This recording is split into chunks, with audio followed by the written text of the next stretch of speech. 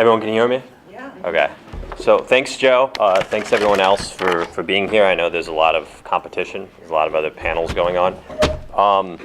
So I usually start off the same way that Joe does. I ask these students if anyone is planning on joining the military, if anyone has any family members or loved ones or friends that are planning on joining the military, have joined the military, are in the military.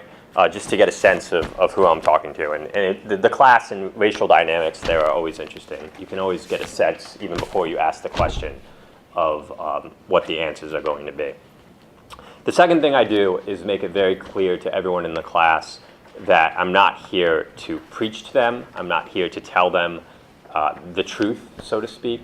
I'm there to tell them my truth. And certainly I have my own opinions and my own feelings about where the truth lies, but I find that it works best when I start off in that kind of way. So from here on out, I'm just going to tell the same story I tell the students. So my time in the military began, my time thinking about joining the military began on a Tuesday morning. I got up around 7:30, 7:45 in the morning. I was 2 weeks into college as a freshman. I went to, I got ready, I did the morning chores. Everyone else was already off to their first class. And I went to the student union, and as I'm approaching the building, I'm seeing hundreds of people congregating inside of the building. And this was unusual. There usually aren't that many people there. And I show up, and there's a massive screen, a white screen that had been placed in the center of the student union. And everyone is watching it, and everyone is holding each other. There's a lot of people that are crying. And on the screen is the one remaining World Trade Center tower. And within minutes of me showing up, the second tower fell. So I was just kind of getting oriented when the second tower fell. Everyone screamed, everyone held each other, and it was at that point that I grabbed my own cell phone and called up my grandparents who live in the city, my aunts and uncles who live in the city, my cousins who live in the city, friends, then called my parents who live outside of the city, just to make sure that everyone was all right. I had a grandfather that served as a Marine during World War II. He served in the Pacific. He actually fought in Iwo Jima, and he actually has a metal plate in his head as a result of that war. And he'd always been a hero of mine, but it really wasn't until 9/11 that I thought about joining. Politically, a lot like Joe, I was already on the right. But this is really when I thought about, living what I actually was living my politics, so to speak.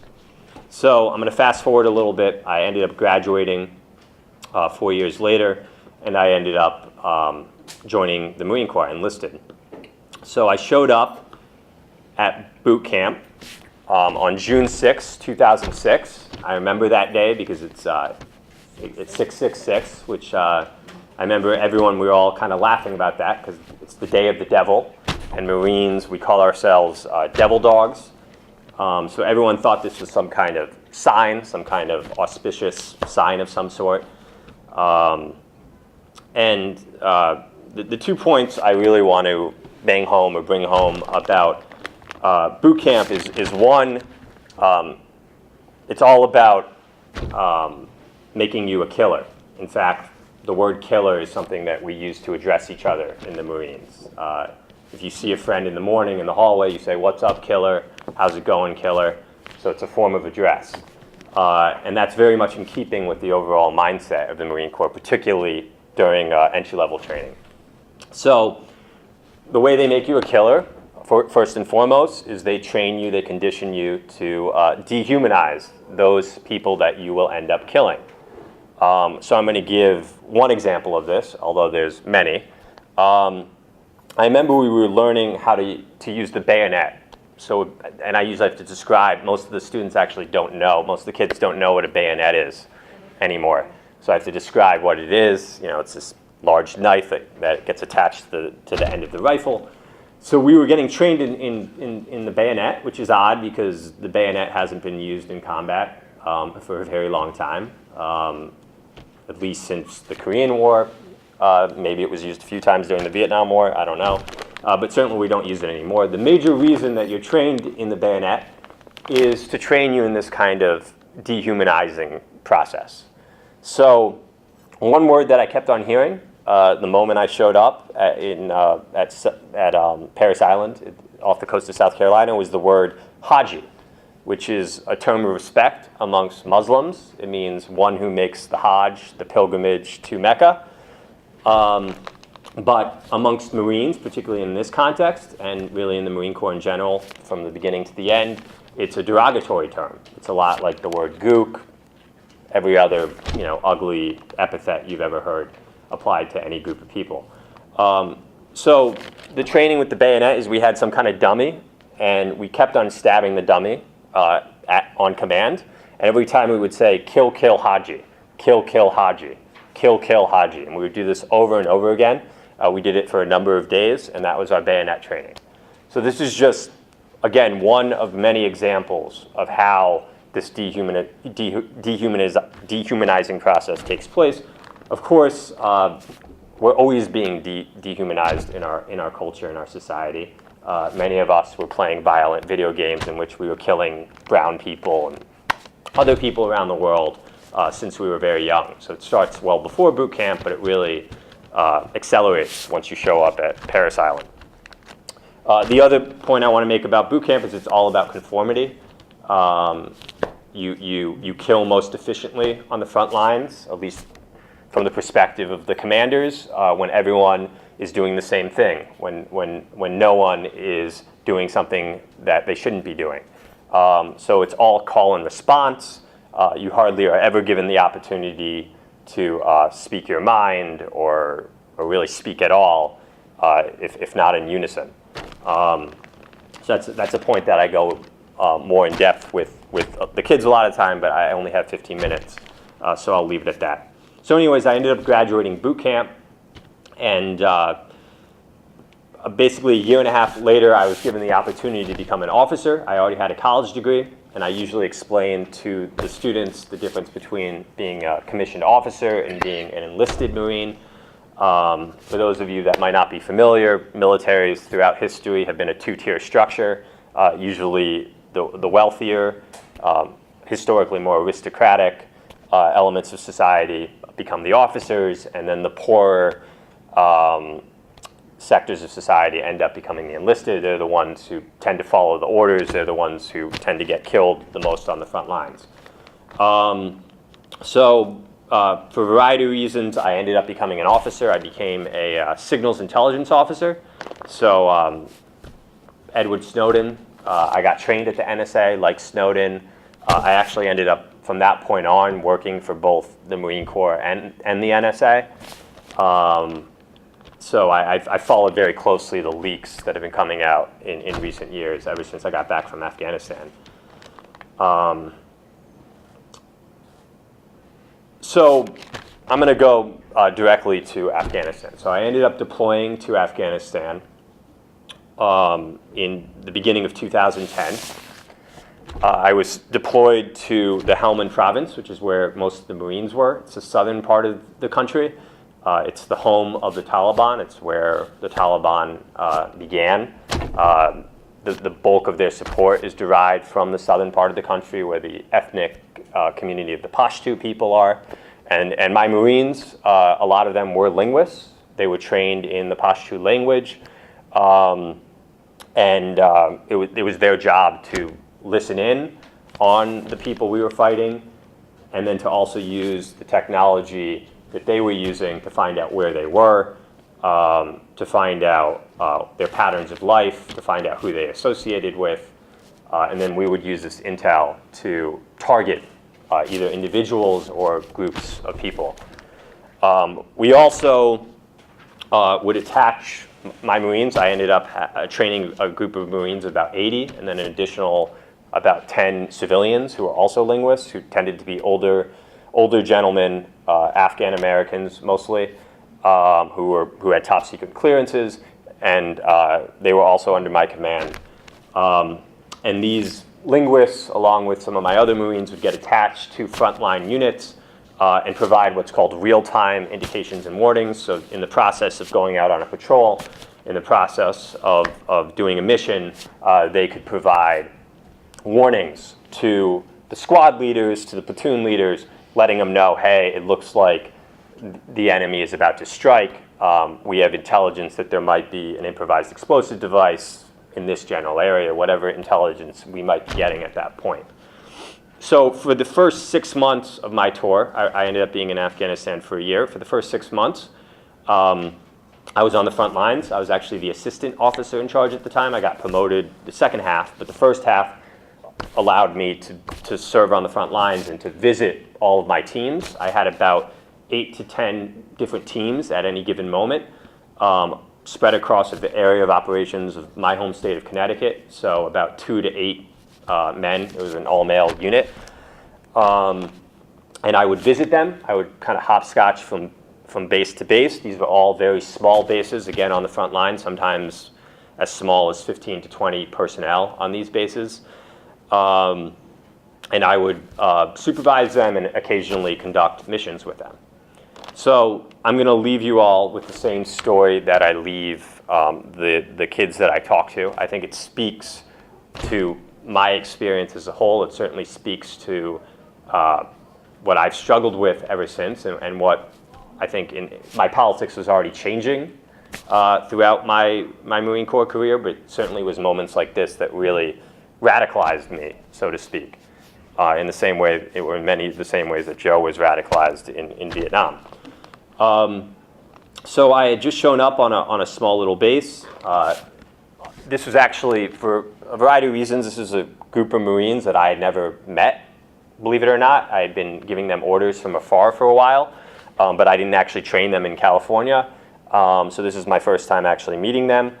And I was exhausted. I was on a convoy that had been going on for about 2 or 3 days. The convoy got hit a few times. There were a few vehicles that got blown up, which was fairly common when I was out there.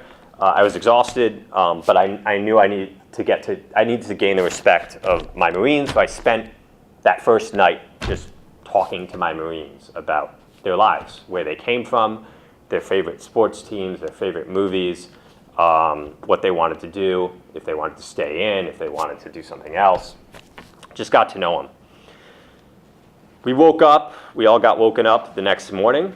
I don't remember the exact time, but I'm thinking it was 6, 7 in the morning, to a stray fire that was being shot above the base that we were at. And this was fairly common. A lot of the bases that I served at, the people we were fighting would like to basically say good morning, just let us know that they're there, that they have their eyes on us. We would do the same thing at times. So this was a back and forth kind of language that we spoke to each other. You call it harassing fire. And we went outside of a little intelligence hut that had been created. And you already had a number of the Marines on this base, and this was one of the smaller bases I was on, so it was about 15 to 20 Marines. They're all running to the one corner of the base that the fire is coming from. And you're already starting to see a group of the Marines, about 3 or 4 of them, firing back with the standard issue M4 rifles. And then I'm just kind of watching and also coordinating with my Marines, who are starting to get intelligence about any kind of chatter we're hearing from the people that we may or may not be firing at. And then the platoon sergeant, I was actually the highest ranking official on the base, even though these were none of my Marines, I was just visiting. But the highest ranking actual infantry Marine on the base was staff sergeant. And he came up to me and he said, "Hey, sir, can you start feeding us intel?" And I'm like, "Yeah, we're still waiting on the chatter." And then the chatter came in, and basically it sounded like there were about 3 to 4 men with 1 or 2 rifles that were just, again, harassing us with some morning fire. And that's what I told the staff sergeant. Anyways, the Marines switched from the standard issue rifle to what's called the SAW. It's the squad size machine gun. It's a small size machine gun. They started firing back with that. At this point, some Marines are starting to take out their cell phones, their cameras, to videotape and to take pictures of the action. The Marines moved from the squad size machine gun to the medium size machine gun, which is a 240 Golf, which is it's a fairly powerful machine gun. At this point, the harassing fire had ended probably 15 minutes before, so it was unclear what exactly the mission was. I continued to give the intelligence, which was the same, that we were just getting some chatter of a few guys giving harassing fire, that there was no larger intent. Usually, what the infantry commander would want to know at this point is if there's any broader intent of maybe attacking the base, or if this is a distraction fire of some sort while they conduct some other kind of operation. We were not getting any intel of that sort. But anyways, I just kept on giving the staff sergeant the same intelligence. They moved from the 240 Golf to a Mark 19, which is a machine gun where every round is a grenade. So it's a very powerful weapon. If you imagine, it fires at the same rate as any machine gun. It fires at the rapid rate. So you're talking about multiple grenade explosions going off almost simultaneously in the distance. So it's at this point that you're really starting to see smoke, billowing smoke. Again, we're attacking this corner of the base. And we don't even really have confirmation, at least confirmation that, at least in retrospect, that I feel comfortable about, that the people that were firing are still there. We knew that was the general area that the fire was coming from originally. And again, this is what I told the staff sergeant, but I just told myself at the time that he must know something I don't know. This might be a corner of the village that had been giving them problems for a while now, that he had some other intelligence sources from somewhere. This is what I told myself to justify my own inaction. At this point, I start hearing from Marines in the area around me that I'm starting to talk to, and they're telling me that they're very excited that they're going to get to use certain weapon systems that they haven't been able to use that often or at all since they've been in country. I found out that this was a unit that had already been in country for over 5 months. They were leaving in about 2 weeks, and they were eager to use certain weapon systems that they had been trained on, but they didn't get to use. So this is the kind of discussion that I'm hearing. I don't remember exactly what I said in response to that, but I know I felt uncomfortable about that. But to be honest, this is the kind of talk I had become used to. I had become desensitized to this kind of talk since day one in the Marine Corps. So I wasn't as shocked as I would have liked to be in retrospect. Anyways, they moved from the Mark 19 to an AT-4, which is an anti-tank rocket. It's designed to demobilize tanks. It's a shouldered fired weapon. It's one-use disposable, so you use it once, you can never use it again. And I saw one of the Marines hit this red button, the rocket goes off in the distance, and you see the resultant fire in the distance. At this point, everyone pretty much has a camera or cell phone up, or at least everyone that isn't involved in the actual firing. They moved from the AT-4 to what's called the Javelin, which is a missile, and it's a shoulder-fired missile. Back in the day, you couldn't really fire missiles from one shoulder, but we've invested enough in the Department of Defense that now you can. It's this massive thing that you put on your shoulder. It's a two-man weapon system, so you have someone else with their own fancy binoculars right next to the person who's actually going to press the button, giving guidance exactly where to aim in. The one who's firing is on his knee. And I remember watching all this, and I remember that I had been trained in this way back when, and I had totally forgotten this weapon even existed. I hadn't seen it, and I'd been out in country for a while. And anyways, that went off, and it was a very, very big explosion, one of the biggest explosions I had seen since arriving in Afghanistan. The finale, and I deliberately use that word because I think it speaks to our mindset for all of us, including myself. This was a form of entertainment of some sort, some sick kind of entertainment. The finale was what's called a tow missile. It's too big to be fired on your shoulder. It needs to be fired from a vehicle. It's a vehicle-mounted missile system. I believe the tow missile traditionally is also fired from aircraft. So you're talking about a big missile. And this one involved about 3 Marines sitting on the top of the turret, which is usually where the machine gun is, on this vehicle that happened to be parked on the corner of this base. And I remember the staff sergeant being up there. At this point, I hadn't heard from the staff sergeant in a while. So whatever intelligence we were giving him 15, 20, 30 minutes ago was no longer at all relevant because he wasn't even coming to us anymore. I see the staff sergeant kind of supervising these Marines. These are the Marines that had been assigned this weapon system. They were trained to use it. And there's a computer, and they're typing in a bunch of commands. It's a computer that looks like anyone else's computer, any other laptop you would see back at home being used by any consumer. Pressed a bunch of buttons, and eventually hit some button, the return button, I imagine, and you see just a giant, first of all, this really memorable hiss. I remember the hiss. And then just this gigantic explosion in the distance. Certainly the biggest explosion I had seen in Afghanistan, and one of the biggest explosions that I had seen my entire life. I'd been trained in all sorts of different things, but this was definitely at the top as far as the size of the actual impact. That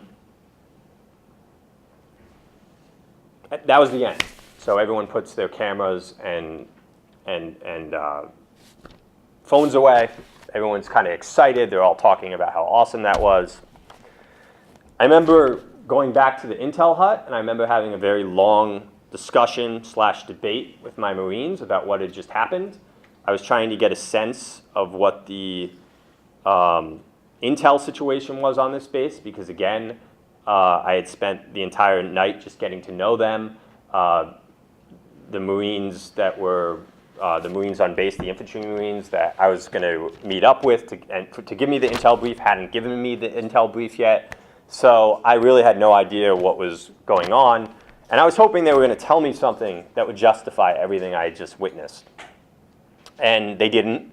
And I remember asking them how they felt about it. And some of my Marines felt it was justified. High school kids saying anything? No, this is the first time. Yeah. I mean, I'm going to start sharing them. Yeah. Yeah. Okay, Sally, and then And I just wanted to ask you if you could share some of the responses you've been getting in the classes. I have something to say, but you can get through it first. Okay. I mean, it's very difficult for me because, in part because of these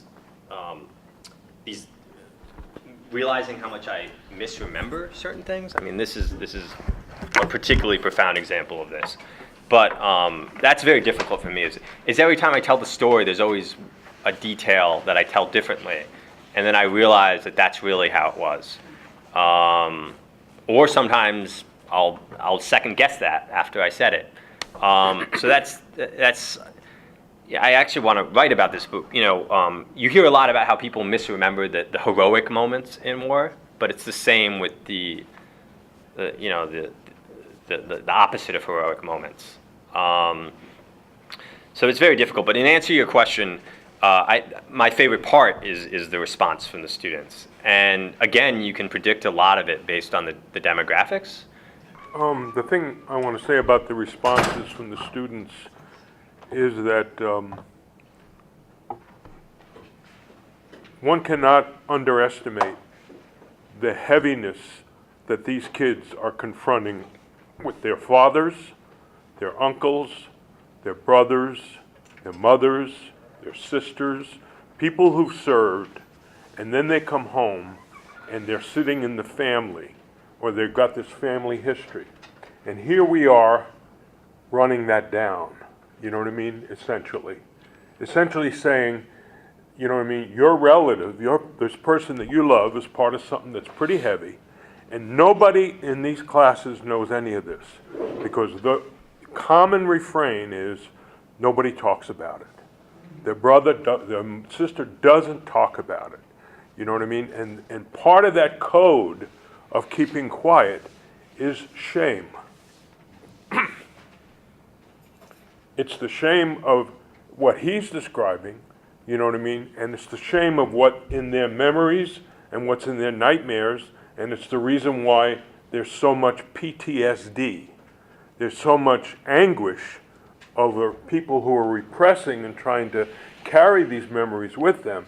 And that is why the classes, these things sit heavy with the kids. And a lot of times, and you know, I'll say that when I'm talking about Vietnam, that was 50 years ago. That's, when I was that age, 50 years ago was World War II. It was ancient. And this stuff doesn't connect with these kids. Well, World War I, okay, but it was ancient to these kids. And it doesn't connect with them unless you can try to personalize it and speak to this and really make the lives of the people in the countries that we're invading the main question. You know what I mean? That the killing that we're doing is killing people in other countries for profit and empire. And that's part of and this thing about what is true and what is not true. You know what I mean? This picture of these bases, this poster I have here of 700 to 1,000 military bases around the world is a graphic representation of this. The other question that comes up from the kids is, well, what do you tell, you know, my brother if he's got to go in and get a job? You know what I mean? What do you tell, in especially in poor and oppressed communities, around jobs and college? And usually what I tell people is that I don't care what kind of job you need or what college you want to go to, or you know, what kind of college career you want. The bottom line is you're going in the military to kill the people of the world. Then you have to make a moral and political choice to not do that. It's not a question of I'm going in because I want to get a job. I don't care if you're a cook on a ship. You're feeding the people that are sending those missiles and those drones over to kill people. And I think that's the challenge that has to be, and this goes up against, especially amongst left and progressive people, a lot of the ways they've been trained to think about this. You can't talk to oppressed kids, you can't talk to black kids in the school and tell them that you essentially, you know, don't go in to get a job. You can't do that. Well, yes, you can. You have to make that moral and political dividing line a question and a debate among the kids. And so that's my comment about the two kinds of responses. How can you say this about my relative, you know what I mean? And also, what about jobs or college or this other stuff? So I just think that's... Before he's next and then you, but when you asked about responses, I had brought letters to show Lyle and Joe that, because it's a whole pile, but I'll just read a couple of excerpts. This kid said, I really appreciate you guys coming and talking taking your time to educate us about the military. I always hated war, and I always asked myself why people fight and who benefits from the war. And I think you guys answered it, and now feel like countries that have more money are spending all their money on arms and not on their people. I've been against the war for a long time, and I never knew there was someone or a whole community that is against the war and helping stop people from going to war. Thank you so much, guys, especially you, Lyle. Thank you for sharing your experience with us. And then there's another one who writes about, not too long ago, my dad called me and asked, did you sign any papers for the Army? I told him, no, I didn't. And I asked him why he's asking such a question. He then told me that he received a mail from the Army asking me if I want to join the Army, and he goes on. But those are some of the kinds of responses. By the way, we got word when we were at that school, this is the majority of the school, that the Army, the military was targeting them deliberately and basically saying the easiest way for you to become a citizen is to serve. I mean, just think of the grotesque quality of that. These are the same kids who have escaped the very war zones that they're now asking them to return to as fighters in order to become citizens of America. Okay, well, you're next, and then all of you have just evoked so many questions in my mind because it's so, this is a very profound subject. It's extremely profound because if you look down through the centuries, how we ritualized war and ritualized the dead of war. It perpetuates, and it creates this imagery of what war is, a new imagery. Just a couple of things I'd like to ask in your presentations. Do you ever share, besides your own personal experiences, I mean, do you read them maybe excerpts from Smedley Butler's War is a Racket, or anything like that, or excerpts from Flanders Fields? I mean, I'm asking you, besides your own personal experiences and relating them to the class, either of you. I read a lot of the Smedley Butler's statement. I'm familiar with him and his history, and I have a lot of. I'm very familiar also with the extensive amount of poetry and art that came out of Vietnam in particular, but also going all the way back to especially to World War I, and veteran artists who were actually in the front lines opposing Hitler, and that kind of history.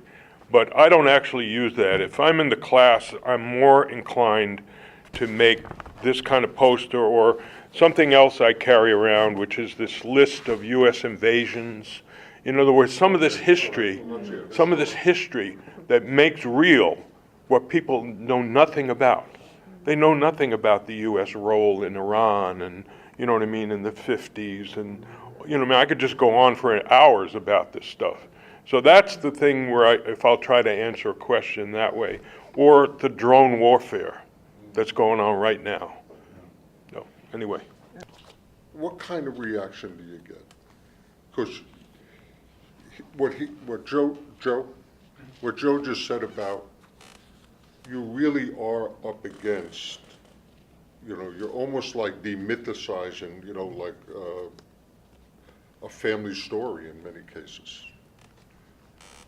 So what kind of reactions do you get? Do you get different reactions?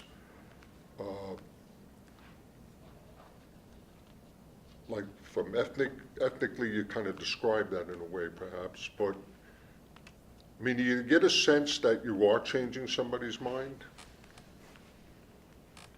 So real quickly, when it comes to Smedley Butler stuff, I've mentioned Smedley Butler before, so sometimes it comes up. Yeah, right. I mean, we chant, this is, one of the most highly decorated Marines in all of history, and we chant his name at boot camp, and then he ended up becoming, a leading anti-imperialist, anti-war voice after he got out, was involved in the Bonus March, and also became a socialist.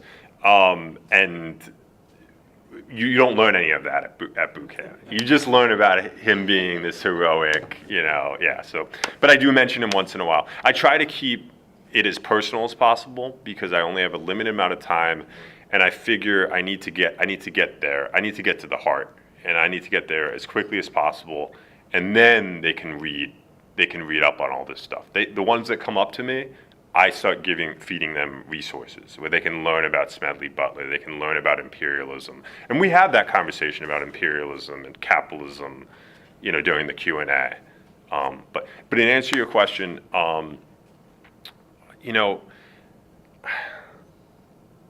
I mean, the whole changing minds thing, to me, it's a very long process. I don't think you ever change anyone's mind. Speaking of myself, there were so many things that people said to me. There were so many conversations I had, so many things I experienced and saw, that at the time, I didn't think my mind was being changed. But 7, 8, 9 years down the road, I look back and I'm like, that's where it began. Or, that's when I had that thought for the first time. So I wouldn't continue to do this if I didn't think that I'm contributing to those moments. I just want to add one more thing. In a high school in Vermont, we went up to Vermont and we showed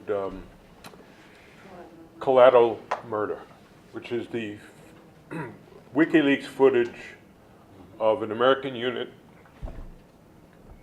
shooting some innocent people walking along a street in Baghdad, in Iraq. And the teachers combined 2 or 3 classes in this one thing. And so all these kids file into the room, and all these young males are joking and goofing and essentially, showing off before the girls and et cetera like that, and laughing and joking. And then this video comes on. And the whole room not only goes quiet, but you could see the uncomfortableness. You see people starting to look down, and turn their heads away. And I think the reason I recount this is because you also have to go in with the idea that people are not born to kill, and especially the youth are very reachable on these questions, and that we have to, in everything we're doing, reach out to the people and try to change their minds, and always put the truth before them and not some lesser easy way of getting around. You have to put the truth before people so that they can act on the truth. And I find that in doing this, and especially in these instances, both in the schools he's gone into, but this experience in Vermont, in different ways. And that, I think, is a part of the challenge that I really make to an audience like this, who are going back and either involved with counter-recruitment or whatever else, is that you really have to have an approach of, what I'm struggling for is this approach. 2 things I'll say about songs and poetry is I recount to people 2 jodies that come back that are used as part of the U.S. military training. The jodies are the songs that you sing when you're running. And jody is the guy, to the males, is the guy back home who's going out with your girl right now, quote unquote. You know what I mean? And so you sing these jodies, and it's used to build unit cohesion and unit blind obedience.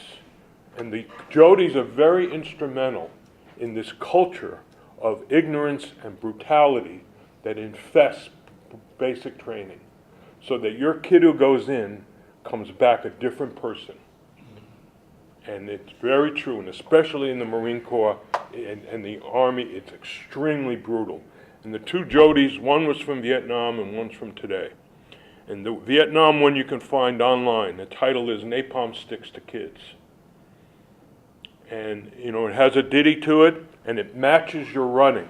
It's called Napalm Sticks to Kids. But the one I'm going to recount is from Iraq and Afghanistan, is in current U.S. military training, is, look at all the people down there, look at all the people in the square, mow them down, mow them down. That's what you're singing. And maybe Lyle can add some things to this, but I just think that when you do that before a class of kids, you bring the reality home. Thank you. Yeah. Before the next person, I just want to say also, depending on the speaker, and sometimes we do bring collateral murder or other films in. And as Joe said, happened in Vermont. It happens in New York City as well. The kids come in, and it's before we show the video, I'm thinking, you know, how are they going to react? Are they going to be laughing? Are they going to have any serious reaction? And the kids are really shocked to the way you hear the voices of the guys in the plane as they're bombing these people, and the language that they use, and they can't get over how this happened. How can this be? And so, either hearing the stories or seeing the stories, and then depending also on the speaker, we do use the Smedley Butler quote. But